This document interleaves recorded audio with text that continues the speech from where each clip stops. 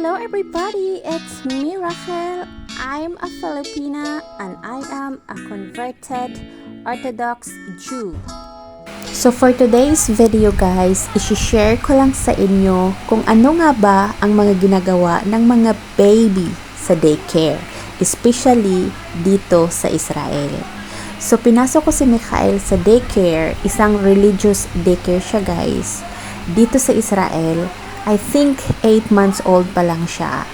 And on that early age, talagang ang bilis nag-matured ni Mikhail. And also, the most important na ginagawa ng mga teachers is tinuturuan sila ng Torah or in English word of God. So, yung mga Bible, talagang tinuturo yan sa mga bata. So, ngayon, dahil nga lumaki si Mikhail sa daycare and he is now 2 years old and 6 months, alam na niyang mag-pray ng Shema Israel na napaka-importante sa katulad naming Hudyo or Jew. So, marunong na rin siyang mag-pray ng Modi'ani na ang ibig sabihin ay morning prayer. As a Jewish mom, kailangan ko talagang turuan yung mga anak ko ng Shema Israel at yung lahat ng morning prayers namin. And thank Hashem because na-adapt ni Mikhail right away yung lahat ng tinuturo ko sa kanya talaga. First, na-memorize na niya yung Shema Israel. Second, na-memorize din niya yung aming morning prayer. Every time he wake up in the morning, nagpe-pray na siya or minsan siya pa nga yung nag-i-start ng prayer. Doon ako na-amaze sa anak ko talaga as in napaka-smart and I'm so happy na pinasok ko siya sa daycare. Why? Because mas lalo siyang na-educate at ang dami niyang alam about Torah or kung tawagin ay Bible. So, marami siyang alam na prayers, marami siyang alam about Shabbat, especially yung mga songs ng pang-Shabbat, talagang na-amaze ako sa kanya talaga. And I am so proud because, because he's only 2 years old and 6 months, but ang dami niya nang alam. So, yun yung nakaka-proud as nanay. And also guys, ang dami din nilang activity aside of learning Torah or Bible. Mayroon din silang mga coloring, drawing, painting, what else?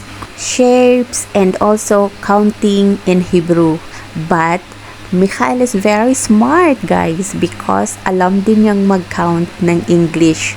Why? Because in our house, we talk here English, but in the daycare, they talk Hebrew.